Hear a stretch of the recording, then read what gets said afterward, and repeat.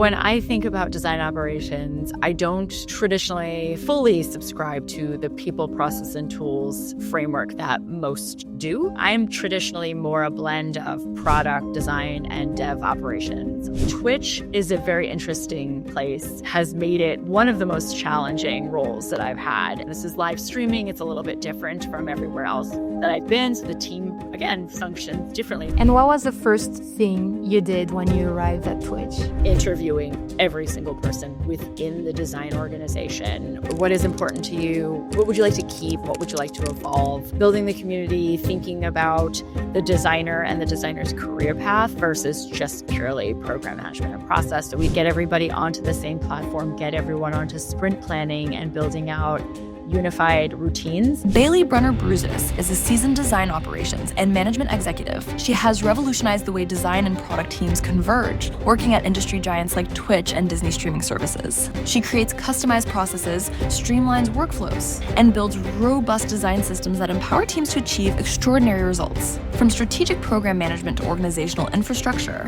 her ability to bridge the gap between design and technology makes her a force to be reckoned with. It's building the right relationships with different organizations and doing the same interviews with them. What are the things that you're struggling with our team? How can we bridge that? You cannot just copy paste what you've done before. Can we build an out-of-the-box experience for every project and systematize it? Just by considering what other organizations will want and need and how this is going to be received by the users helps us break those silos down.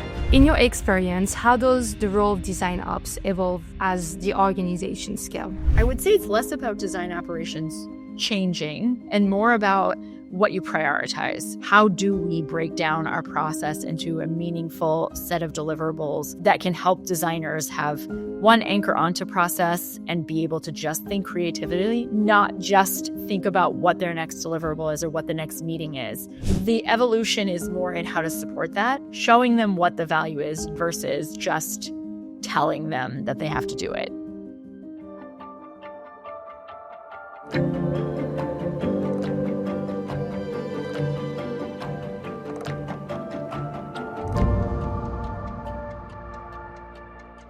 Today, in Stories by Design Shots, I have the pleasure of speaking with Baylie Brenner-Bruzgis, a true leader in the world of design ops. Thank you, Baylie, for being here. My pleasure. I'm so happy to be here. Thank you. I am very excited to have you here on this interview today and to talk more about your inspiring journey in design, especially as someone who has shaped and refined the operational frameworks that support some of the most innovative design and product teams in the industry. I love to start this interview with a very simple, not that simple question. How would you define design ops, coming from someone with so much diversity and so many years of experience in the industry? When I think about design operations, I actually don't specifically think about design. So I'm already kind of blowing up the whole definition of it. So when I think about design operations, I don't traditionally fully subscribe to the people, process, and tools framework that most do. Or when I do think about people, process, and tools, I think about it for the entire organization. I think of it like product operations, product strategy and operations, or product development. So traditionally, you break this up into design, and we're working with the design team and setting up operations from a people, process, and tools standpoint for this siloed team. However, we're delivering a product, we're delivering software, we're delivering an experience. So when I think about my role and my function, I am traditionally more a blend of product design and dev operations. I have background in all of that. So when I sit and stand up a design operations team, I'm thinking about the whole practice. I'm thinking about the whole life cycle and all of the people involved in it, even if I'm only responsible for that middle intersection of design. So I look at it like any other role where you are developing the frameworks and practices, the process and establishing tooling, how we work, how we progress in our career, all of those frameworks through the lens of whatever humans I'm working with within this bigger ecosystem of developing a product or product development life cycle. That's interesting. You have a background in so many different field or specialty, if I can say. Can you tell me more about how did you first get involved in design ops? What originally drew you to the field of design operations? Was not a very, normal path. I don't have a traditional design or UX background. I have a strategy, PMO, M&A, working in financial services background. But with that, I found myself taking on the role of researcher, of designer, very rudimentary designer, using whatever tools were available because we just didn't have user experience teams. Product didn't exist. Like I'm older than product. It was not a space at the time. It was line of business and technology, and someone in between within the line of business helped support these major initiatives. So I found myself, again, doing this very kind of basic level of design, basic level of research and study, iterating on the work and managing the projects all the way through to the end. So I eventually found the practice of design within Merrill Lynch, actually, or Bank of America Merrill Lynch, many, many years ago. So I continued on the path through financial services. I worked with the head of behavioral finance and learned about a lot of research and human-centered practices within financial services through, his name is Michael Learsh, and he's moved throughout the industry, very well known and brilliant and wonderful to work with, and someone I call a friend. But he taught me those kind of principles and practices while working with this UX team that was this much smaller team than we're accustomed to these days. I found that path. I enjoyed working on major marketing campaigns and changing the way that we think about financial services, from the more traditional path to goals-based and more human-centered financial services. And eventually just found my way through some unforeseen circumstances at Merrill Lynch with the death of a colleague, unfortunately. I moved to JPMorgan Chase, where Dave Rene, who's amazing former colleague, saw the connections with what I had done in my past and put me in this design program management role, heading up the team, building the team out. And I ultimately started working for Kristen Skinner there, who also friend, mentor, wonderful human being who wrote the book, or Design for Design Orgs, and is just so brilliant. But we had the opportunity to work together. She was my leader, and she just said, this is what you do. All of these things make sense, and your ability to see the path forward, it is really well suited to building this operational design operations, whatever operations practice out. So that kind of fully blossomed at JPMorgan Chase, and then I continued from there. That's such a fascinating vein of skills that you have. Also, I think, especially in this time where we are seeing so many specialization in the field. The last decade, we saw so many different jobs in design, product, UX. And I feel like to have this blend of skills like engineering, systems, data, research that you have is a real strength today to have. And also, it's amazing how your role evolves alongside the development of this function in our organization. My next question will be, I think, what do you think has been the most significant change in how organizations approach operation today compared to when you started? Do you feel that it's, it shifted the way teams collaborate or operate today? I think having the advent of operations within the team to start off with, it predates me, right? My experience was in financial services, in program management, strategic PMO, that type of work at the time at Merrill Lynch.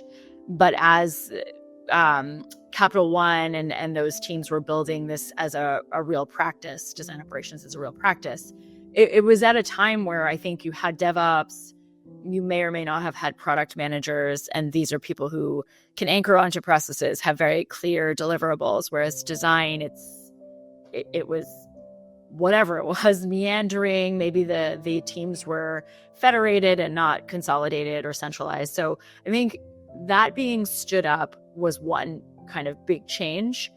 I have seen, and the way that I function is to try to make this broader and more inclusive in terms of different functions, different roles, and considering all of that. Design operations, I think, also started off as operational, perhaps producers or production, merging or evolving into program management or operation managers who wore multiple hats. My background having, as you mentioned, systems engineering, business analysis, a lot of different hats, lent itself better to building the playbooks, building the infrastructure, but also building design delivery and creating, maybe it's more bringing the right teams and right people together to stand up a design system and think about governance more instead of the overarching process. Mhm. So how we work, how the libraries are established for design, how we deliver design and partner with our collaborators and cross-functional partners. That lent my background lent itself more to that kind of structure. The rest of it, career progression frameworks, building culture with a lowercase c, or it's all very important. But I usually start from a place of, do people know what they're working on? Do they know what their expectations are and what they should expect from their leadership? Do they know where to go to for files, for tools, questions, for support? Once they have that, then the next layer is, what are the activities that can bring us together? What are the routines that we can build on top of career progression and mentoring and other of the less day-to-day tactical kind of functions of operations? That to me comes next. So I don't know if that gets us where you're going with the question, but I would say my background has lent itself more to that kind of process, strategic management, org design, and different kind of ways to function with other organizations. That's very interesting because we hear a lot about culture, as you said, but sometimes we can see in some organization that they don't even prioritize all these processes and the knowledge about design and what teams are doing. And I think that's interesting, and that might seem simple and logical, but a lot of companies, I'm pretty sure that they're kind of blending the priorities and worrying about the culture and the impact and everything like that before that. So, okay. You've been working at Twitch for 3 years now. Can you tell us more about the beginning of this adventure? At what stage of your career were you at this time? So Twitch, it's been, about 3 years, a little over 3 years at this point. In terms of my entire career, I'm senior level. I have lived many lives before I came to Twitch. But Twitch is a very interesting place. It is a place where it is part of Amazon. It's part of this huge corporate culture, and it's wonderful. But Twitch has been this organization within an organization that's been allowed to operate in its own manner. So Twitch, while it's over a decade old at this point, it's been around, it still has places that have very startup feeling, and that is what they like. That is by design. So where I run to 400 person design orgs in financial services or streaming within Disney Corporation, this is a place where the ingrained belief structure that is in place has made it one of the most challenging roles that I've had. And it's taken from every piece of my background to get us to where we are right now, thinking about change management and the principles of change management, the tell them 3 times principles, all of those things, showing over and over again, walking the walk versus just talking. It has been a lot of evolution. So I've been in this space where I've had to kind of reinvent myself in different industries. And I'm probably in a place of reinventing myself again. This is live streaming. It's a little bit different from everywhere else that I've been. So the team, again, functions differently. It's a total different community of users than I have experienced before, ever. I mean, or they bank. It's not They're that surprising. right. I don't know why, but Yeah, it's a very different user base and community. So we've gone through a lot in terms of trying different methods and ways to evolve and to work with other teams, which is normal. It's all normal, but in a very different space than what I've previously encountered. So I think I'm maybe reinvigorating myself, the team, the role, the function, and thinking more about what else this could be and what other tricks I might have to be able to support this organization. And what was the first thing you did when you arrived at Twitch for operations? Sure. And operations holistically, the UX operations, meaning everything that exists under the function. So that includes program management practices as well. So there were ideas and the need. The original hiring panel who put this position forward had considered positions at Adobe and other Kristen Skinner's book. Like there was a lot of consideration that went into why they needed this role. So they had considered operations. There were people who understood the need. There were some people who were obviously and rightfully, I suppose, afraid or maybe a little hesitant about the idea of it. So when I joined, there were some of the fundamentals in place. Some teams were using the same tooling, some teams were not. There was some level of process within some of the teams. And I believe it predates me, but I think they had all recently centralized from different parts of the company. Maybe not all of them, but there was like a hub, and then the spokes kind of came in and they became one hub. So because of that, not everybody was on Jira, for example. Not everybody was using a process, as I mentioned. Not everyone was connected.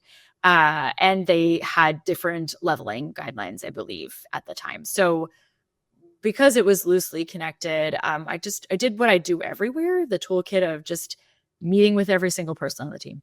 What is important to you? What would you like to keep? What would you like to kind of end or move on from? What would you like to evolve? We invested in team health at that point, which had not always been the priority in other companies. Team health as in operations, more of that role around community building. I say that instead of culture. Building the community, thinking about the designer and the designer's career path versus just purely program management and process. So we did lean in there a bit. I focused a bit on their immediate wants or what the team felt that they wanted and needed to gain the trust, which is a normal thing to do, while continuing to build out or biding my time a little bit to give them what they truly need. It's that balance of like, I'm a cool project manager. I'm not a regular I'm a cool mom. I'm not a regular mom. Like I will give a little bit, but I also have expectations. So we took a little bit of time to get the brass tacks, very basics of process in place. Again, get everybody onto the same platform, get everyone onto sprint planning and building out unified routines, at least, so our meetings fell into the right cadence, they were sequenced properly.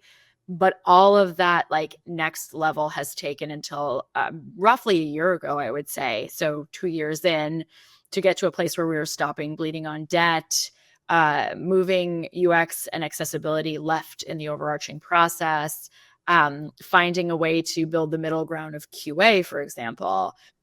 We were able to get into the way that people were working and re-engineer the process for the better, which is the other thing that I think is important to consider when you're joining a new company is the tenure of the people there and whether they have traditionally promoted from within. And that can tell you a lot right off the bat before you even do the interviews and speak to everybody at every level on the team. You can kind of find out what they've learned, who they've learned from, what they might not know. They might not know things because they've hired from within, and maybe this is the chance to provide education, training, and tooling, which again leaned into operations, thought about that for career progression, built some learning series, and got people that kind of information they needed, for example. So that was a little bit different from some of the past organizations. It's so smart that you took the time to meet every team member. But when you said team member, was like everyone? or just designers, products, maybe business units, stuff like that? Developers, I don't know. Meeting everyone has, so I've not met every single person at Twitch. No, let me But clarify what kind of role, I guess, designer products may be senior designers. vertical? Do Definitely you? within design. Yeah. That is always the first. So, um, Twitch is the smallest, so easier to then branch out. I also believe strongly in meeting with the team I work with first. Let me establish what I can within my organization before I start talking to other teams about how we collaborate, how we work. So yes, I met with key stakeholders outside of the organization, key members of leadership. So product, engineering, DevOps, marketing, PMM, research had been separate. Research, data, and analytics was separate at the time. Now we've reorganized into one centralized team, but at the time they were separate. So we met with them, go to market, content, some of the Okay. other organizations. So yes, I did meet not with everyone, but with a variety of people outside of our org, but interviewing every single person within the design organization or the organization that I am operations for or setting up operations for is the most important step, and it's the first step. I want to ask, what did your team truly need at this time? Like, what people wanted at this time when you did this once you arrived? I can blend all of the teams that I've helped to support Of and course. give you a variety, a plethora of situations. So in some cases, it truly was just the ability to have them meet as an organization. Then the need to see each other during the pandemic became important, but also almost all of the teams I've been on have been global teams. So there might be a concentrated presence in San Francisco or in New York, for example, but there would always be satellite teams and global all over the world. So there was always the element of the need for this kind of interaction. Maybe it was on a larger screen and we could be in conference rooms, but there was always the need for people to feel a connection. So in some of the places, Disney Streaming, for example, had very mature organization. These are people who had been in the design industry, in agencies, for example, for a very long time. It was established. They knew how to stand up a framework that made sense. We did reinvigorate and change process for sure. Like there were a lot of changes and evolutions there, but it was not the most immediate need. The most immediate need was actually to bring people together, to feel a sense of team camaraderie, feeling like they are one team, because they had been in launch mode for so long. Disney Streaming was an accelerated timeline. It was by an organization that was used to running really fast. So these were people who needed that community more than they needed process or building a full, true design system with governance, for example, or changing the way that we deliver designs. Other places, it is process. We need some way to unify the way that we work, the way that we review work. You're shipping an entire experience, not just pieces or projects or individual features or products. So I've been in enough places where having a playbook, having a unified framework for how we work and how we operate. And in some places, there is a lot of regulatory, I'll say, burden or structure in place. So there is no negotiating that. There are things that you must do. So process and formalizing that and codifying it, building out abilities to track their work and see their work. So even if you do have a unified process in place, you might not be able to track the productivity of designers to see, are they truly burning out? Or are there places where they just don't realize they need more boundaries and constraints in place and they could deliver more iteratively? So it has been a variety of different needs across organizations. Sometimes it is the feeling of launch mode and execution, and we want more creativity. So building things like a design studio. I'd partnered with Susanna, amazing former colleague at Disney Streaming, who was like, hey, could we do showcases and studios and build that community for our org and be able to share with other organizations so they can see what the design team is up to. and got that up and running at Disney Streaming, and it became a great place to kind of, I know incubate and innovate are like can be buzzwords or trigger words for some people, but just a space for the design team to take things that are kind of lower on the roadmap but are important to them and think through it with different teams, people they might not always work with within their verticals. So that's one example on one end. And then, of course, on the total opposite end, Jira, just getting Jira and Atlassian tools established so that you can track progress. Yeah, that's very interesting. So you needed to find the balance and maybe between this all those topics like creativity, connection, processes, and to find what the team needed between this balance and if there's like any lack of something, I guess, and it's changing depending of the company, the organization, of course, the maturity. And the reason I asked that was I was wondering if your team at Twitch, their needs differed from those of the other teams you managed. But if I understand well, everything is always different depending, especially of the maturity and the kind of period they're in, like delivery, sprint, and everything like that. So Twitch at the time was not in necessarily in launch mode the same way that other companies were.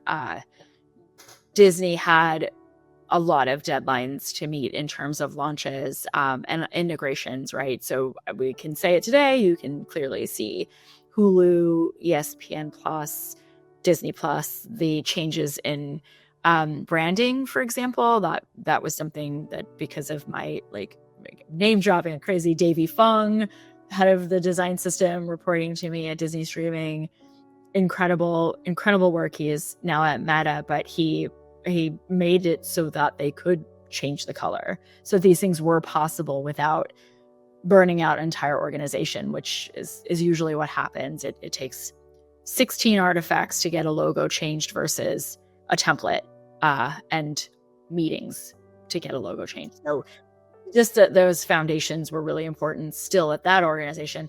Same set of Twitch. So if they're not in the same launch mode, but the foundation was needed, they had a lot of ideas about process. A lot of great thought went into, I think they called it health initiatives before I started. And there were many. It was ambitious, like many organizations. And there were definitely plenty where progress was made, where it made it clear, once again, coupled with the interviews and actually pulling the information from people, what was truly needed.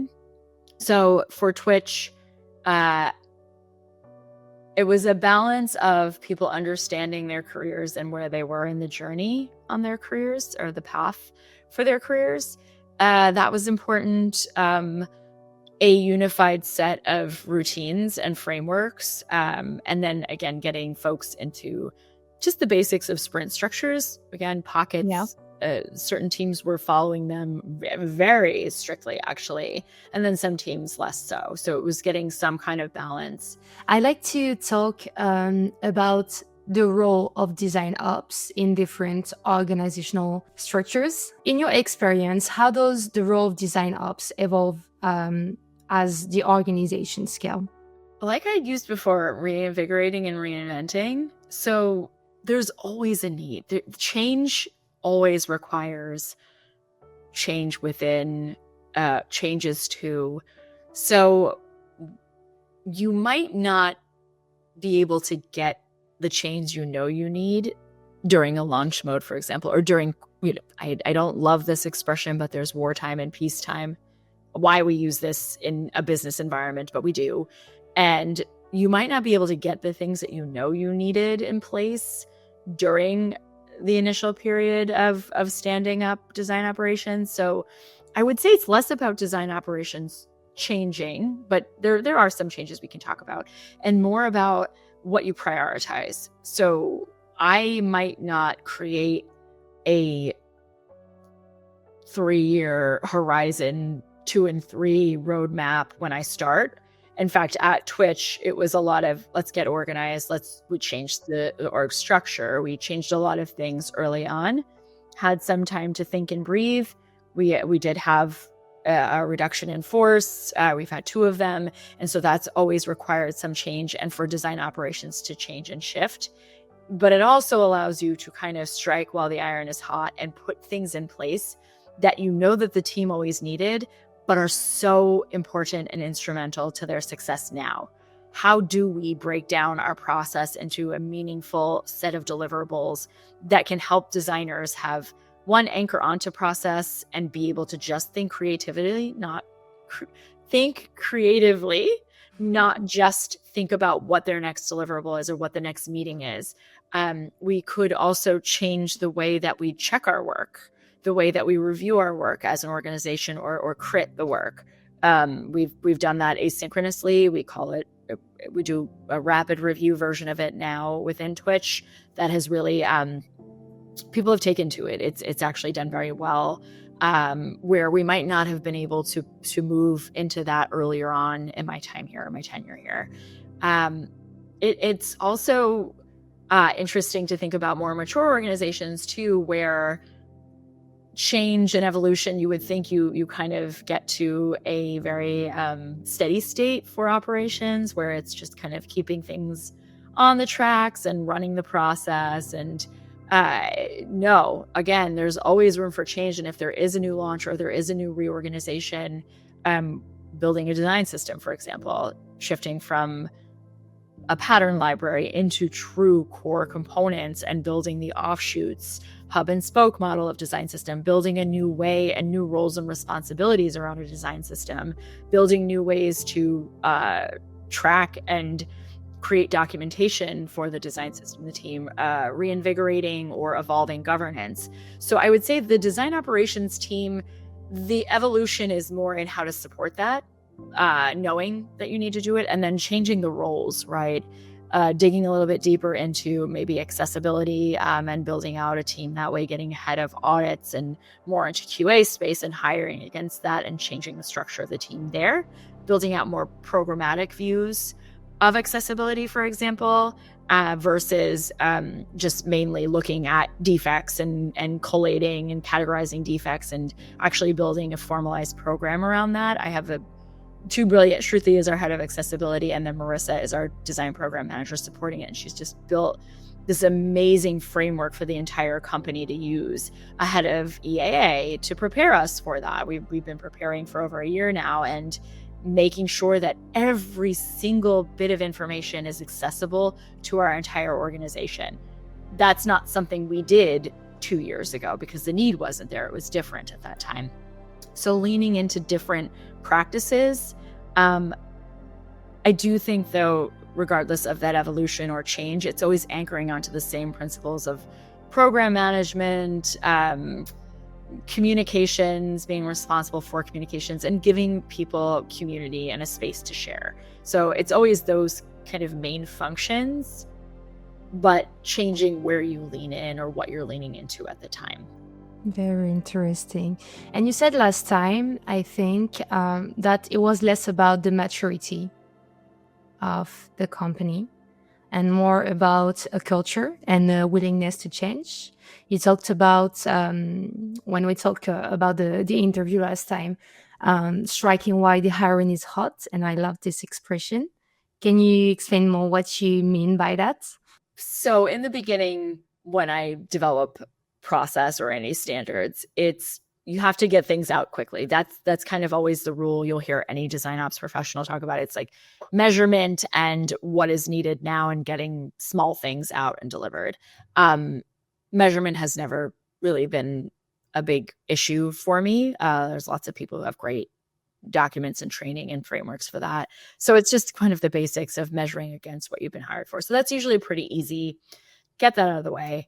But when you're building just what we need now, you need to be thinking about what you are going to need in the future, or at least that's how I look at it. So I tend to get what I can delivered in terms of process right off the bat, getting templates and tooling in place right off the bat.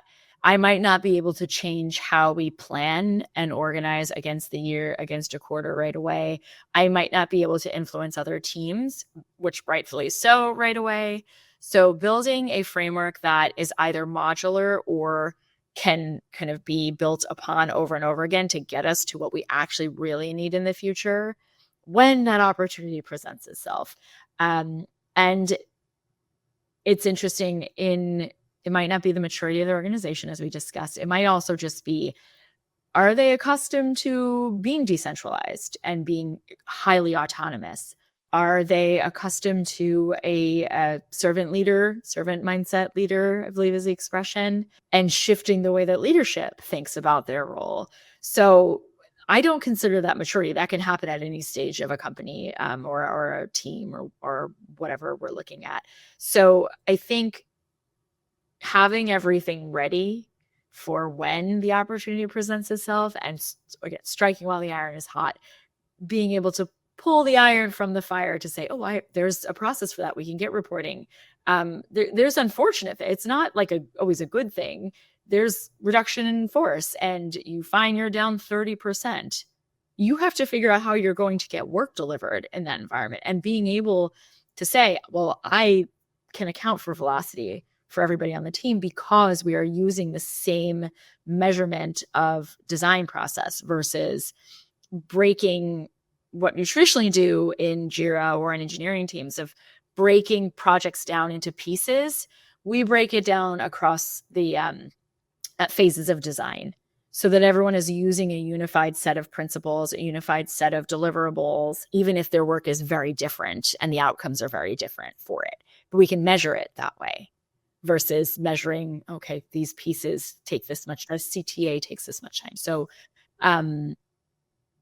there are unfortunate events that present themselves too, where you can then pull 2.0 of process and be able to say, here's what we're doing next, and this is why it's important, and now you see the value for it. How do you balance the two, like the both short term and long term in those situations, in context, in practice? How does it work exactly for you?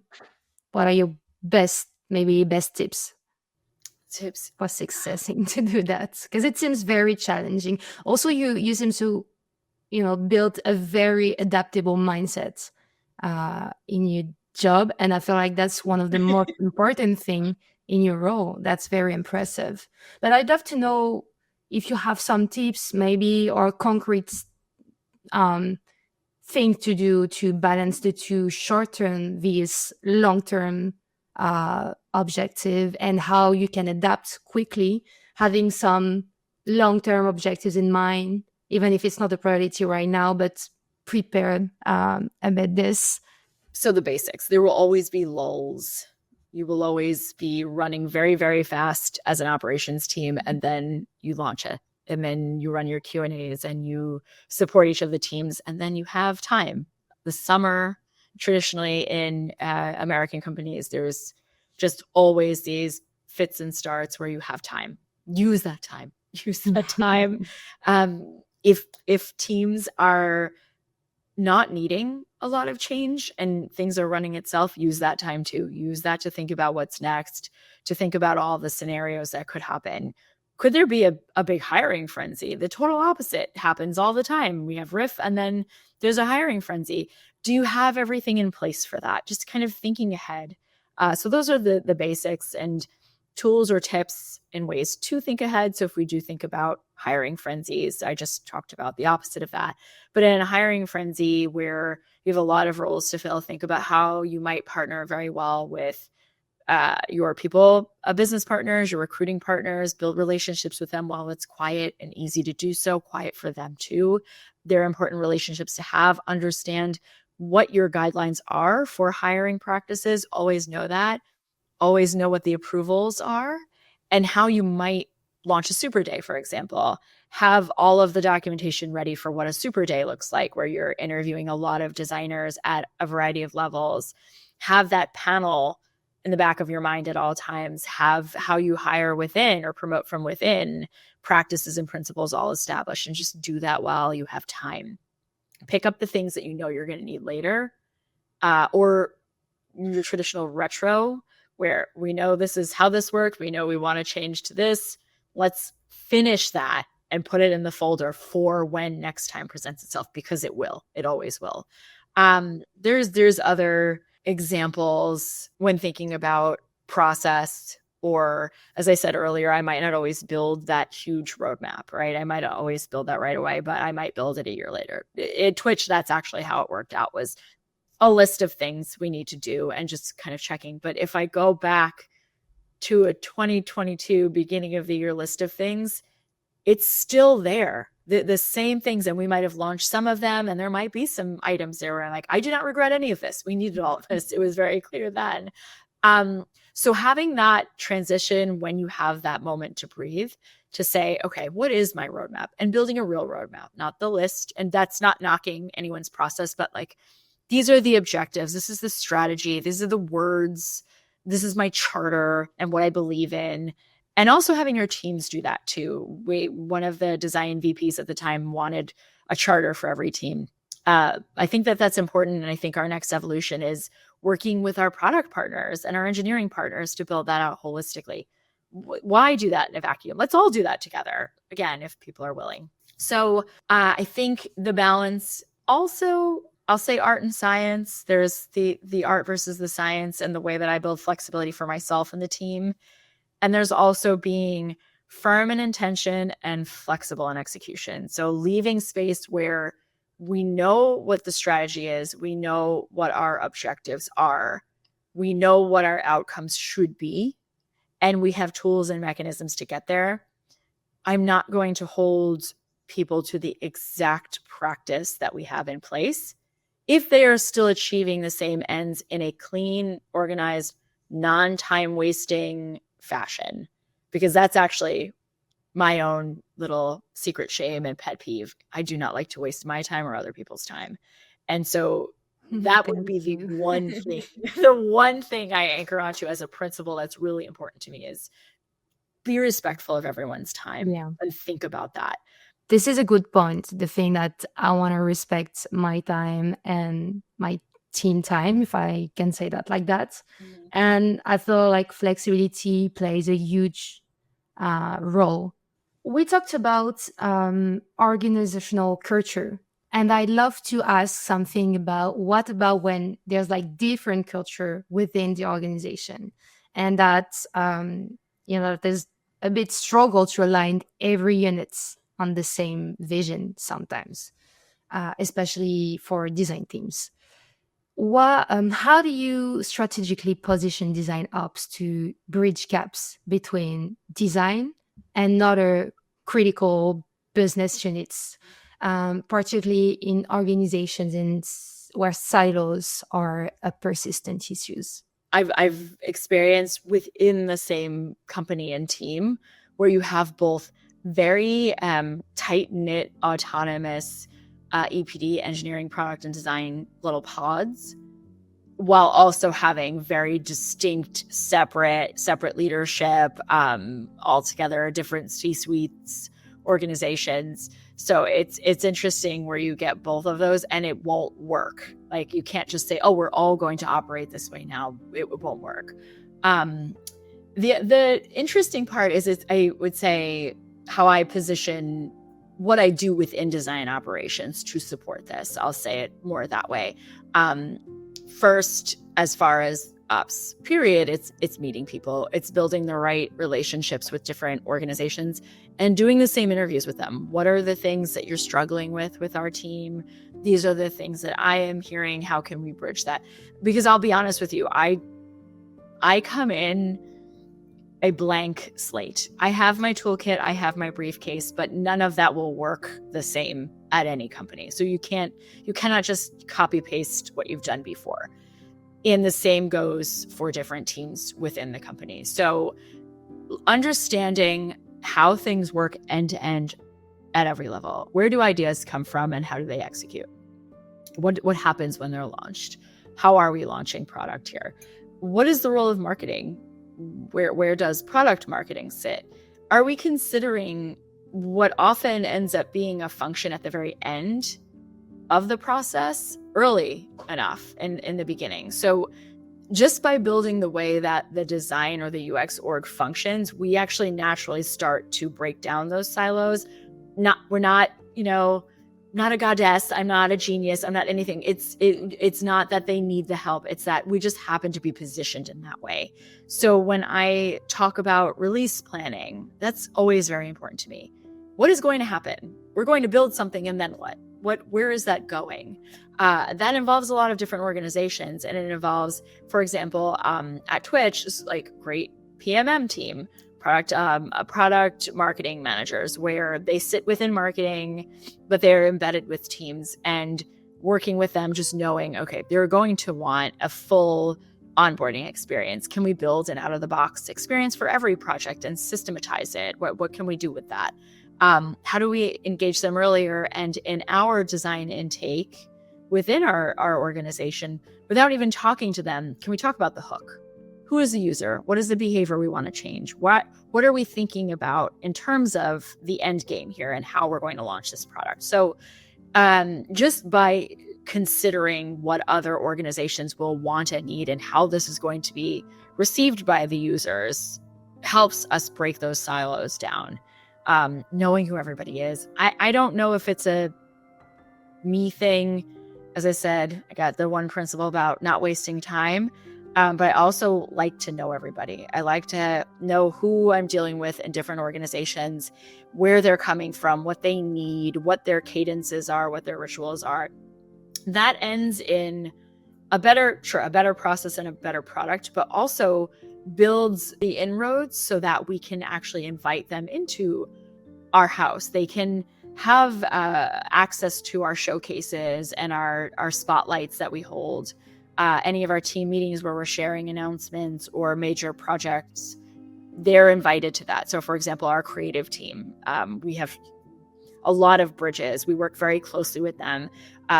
My peer, brilliant Elnara, might say, hey, we're noticing we're spending a lot of time in this space. Maybe there's a ritual we can create. Done. We do. We sit together, we build a routine so that our designers can work with creative and brand and understand what the needs are earlier on versus at the end, or not at the very beginning by reading a guide. It's actually working directly with someone who can think about how brand is evoked or displayed on the screen and how to help kind of tease out a better outcome from there, rather than waiting until the end for a review, for example.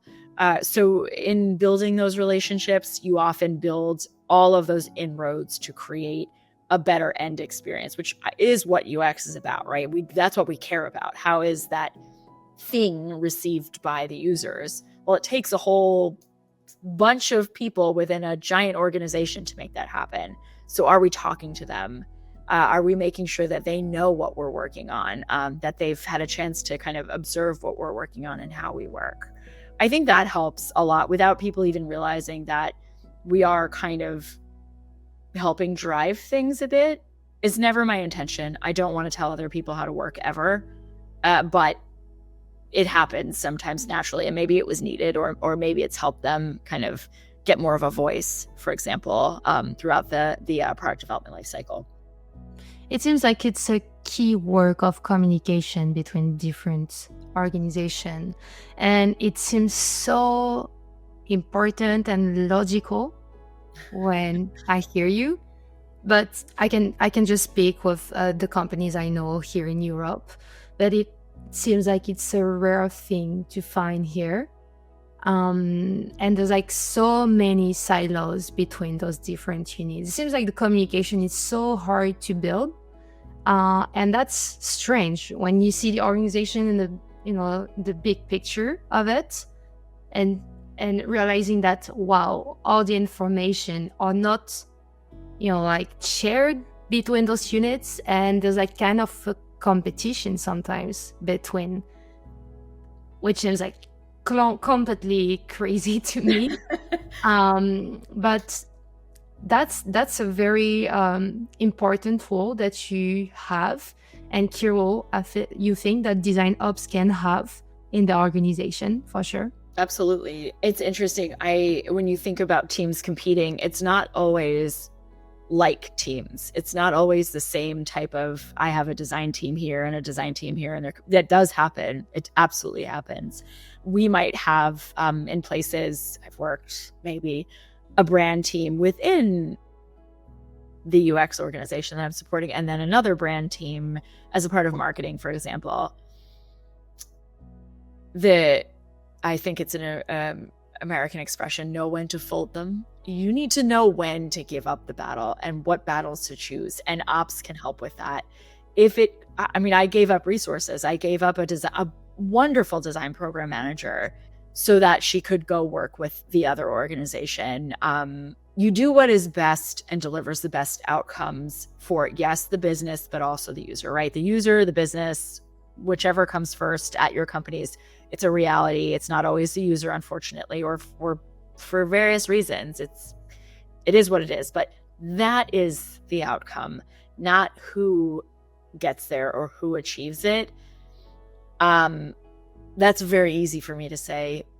My ego is in fixing things. My ego is not in saying I fix things. It's in actually fixing things and implementing solutions.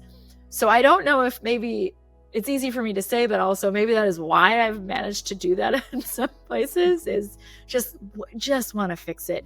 Just want to solve the problem. I just want a good outcome for everybody in the end. So that might help break things down, but also if you can't and you are consistently running up against a wall, showing what is possible will almost always work in the end. So if you stick to your space, you stay within your playground, your house, your team, and you do what you can, and you prove how ready you are to fix things, how ready you are to work together, how ready you are to support other teams.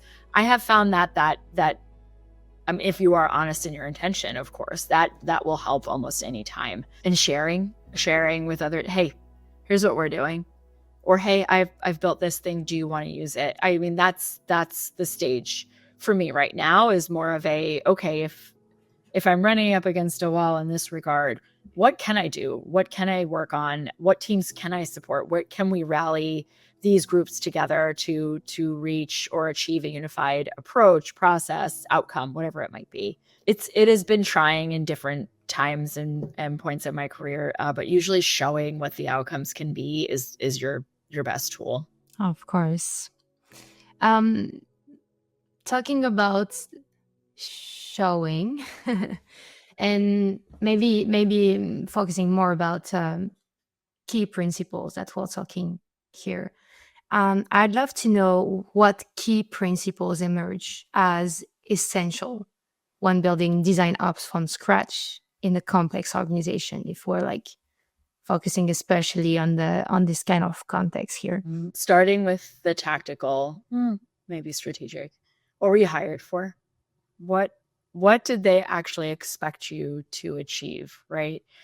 And using that to start building the principles.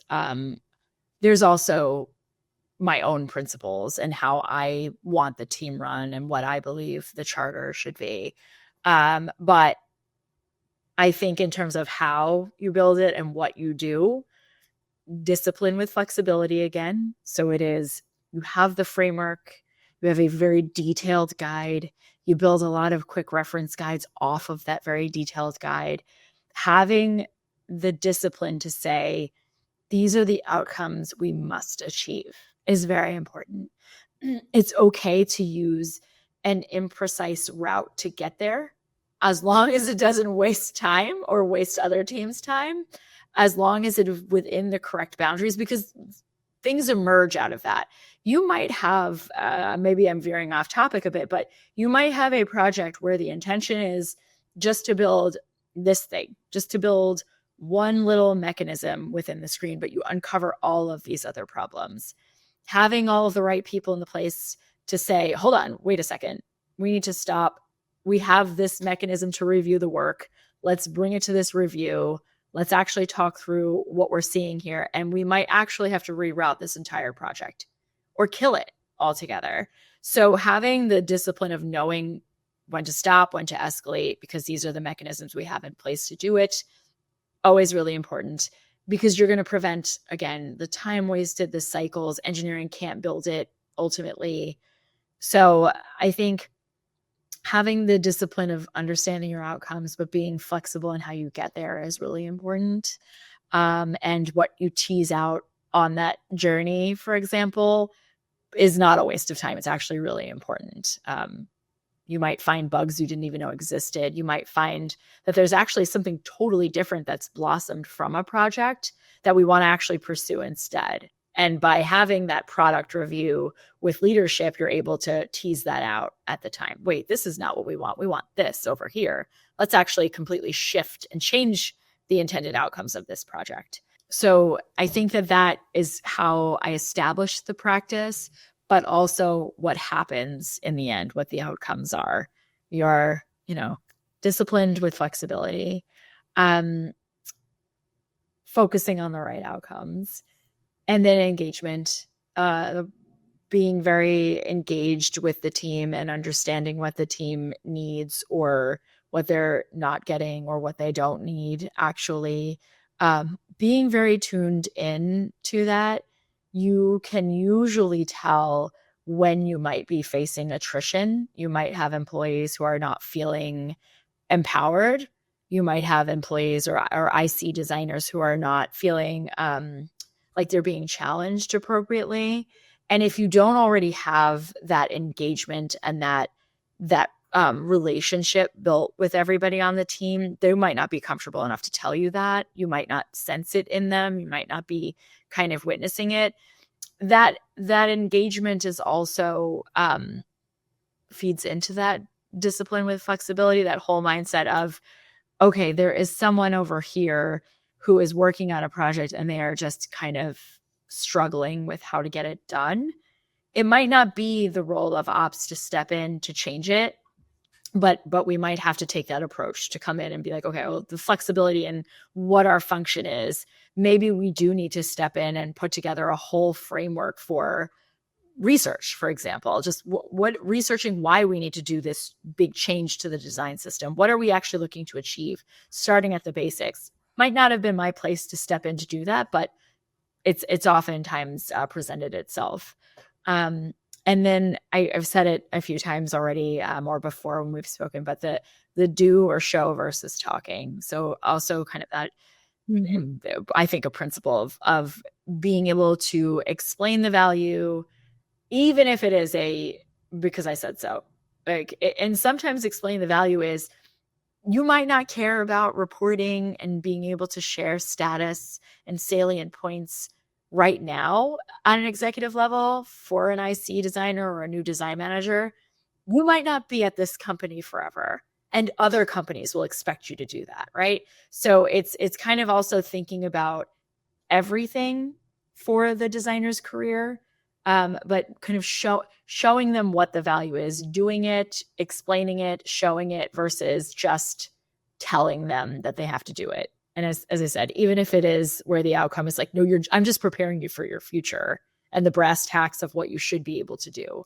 But I'm also kind of myself showing the importance. I am doing this myself, providing reporting on what I'm working on, for example.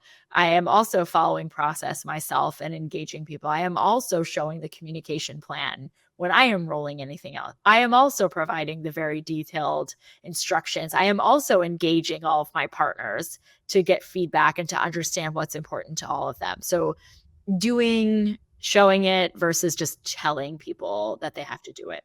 And I see many different design teams also about the flexibility. I'm still thinking about the flexibility because for some team, it might be difficult to have that. And we can see like so many different design teams getting caught up in processes that can slow everything down. So it must be very refreshing for teams like yours to know they have that flexibility, especially also because design teams have some needs about process, but also by essence, they need to work in a creative environment too. So that is very interesting. And I think, as you said, it's so important to focus on the outcomes, but I'm pretty sure that some managers or design leaders sometimes struggles to focus on those outcomes, and maybe to really define the outcome to prioritize? Do you have any tips on that? How do you define the outcomes to follow? I lean into, it's probably very obvious by now, but foundations, having all of the right foundations in place, Yeah. first and foremost. So if we have the expectations for deliverables from an organization from the beginning, we have a sense, I really push on these ideas of annual or Horizon 3 or Horizon 2 plans within our organization, but also pushing our leadership for it outside of our organization. What are we actually looking to achieve as a company this year, next year, this quarter, whenever it might be? And using that to anchor onto. You have process, the means of achieving those ends, but how do you actually do the planning and make sure that design managers, design directors, leadership is always anchoring back onto those outcomes, but also they're evolving them, right? Things change. As I mentioned earlier, like you might have something that you think is the intention in the end, and then actually leadership changes direction for good reason, and you're moving into a very specific piece of that project that you didn't think was important to begin with, and we find out it actually is very important. So, and I think it's also everybody knowing those outcomes and objectives, even if it's not for your team.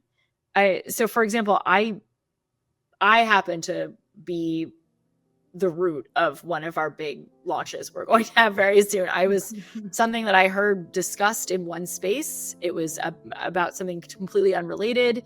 And I just honed in on it and thought that our design system team could support, we'll just build this out this way and make it, I can't get into too many details, but we can build it, and we can build it in this way, and we can think about it, in these ways, and make that so it's a part of the system. So it is a system. We can always refresh it, make it new, and the team can use it.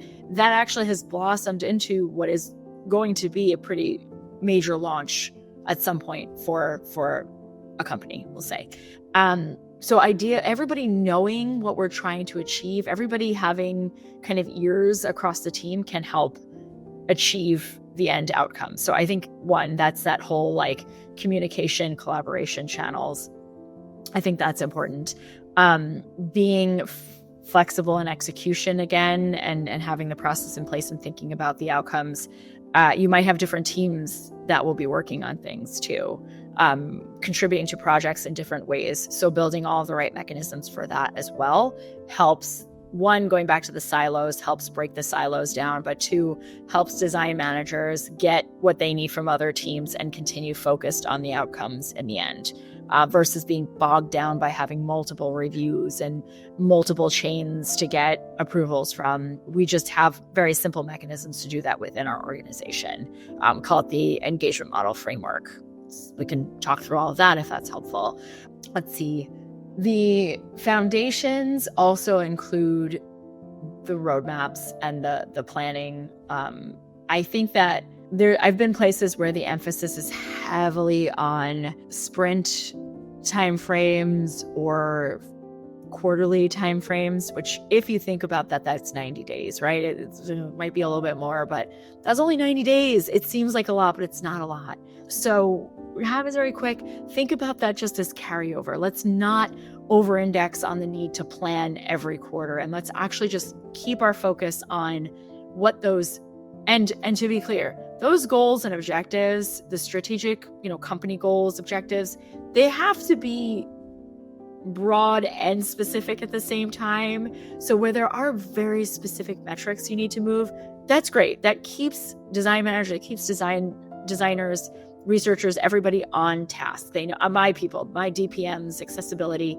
systems, what have you. It keeps you very much on task. You know those items. You have to do them. You can be flexible in how you get there, but you must do those. You must hit them. But also the goals around like what might increase some of those numbers, and being a place that embraces experimentation in the right way, in an organized way, in a controlled fashion. That's also really important, so that the teams can look at this and break it down over a period of time. If it's an annual goal and you're working in quarters, just being able to kind of refresh and plan very quickly, which does not always happen, it's usually a lot longer, but if you can quickly look back to say, okay, we've done this, we've achieved this, we're moving on to this now, having that, and then threading that all the way through to the end. So keeping, again, in the spirit of keeping everyone very focused on outcomes, my team does play a big role in that, in making sure we are threading annual or longer term goals that have been set by the CEO, or quite frankly, our CEO's CEO. You'll always have that, even startups. Everyone has those big idea goals. If you are using that as your initiative and then threading that through planning on an annual basis, planning on a quarterly basis, planning on a sprint basis, using all of your projects tooling to anchor onto those, and then taking that, like threading that needle all the way through to intake, creative brief, a narrative, writing a narrative, your actual UXR studies, all the way through to what the project name is and the check-ins that you hold with the team. That's very important. That's just the foundation, keeps you on track, but also keeps you on track for the future. It keeps sources of truth accurate. You can tie all of the work you did to actual contributions to the company that way. It's very important. So that discipline for design managers, they don't often, to your point, see the value in that. But if you show them the value, look, we can directly tie your work, and I can get you more resources that way potentially, or I can buy you more time potentially that way, because we can tie all of your work to major company achievements. That's another kind of method or tool. Thank you for joining us in this interesting conversation on design stories. You can find the second part of the story on our YouTube channel and website, designshot.co.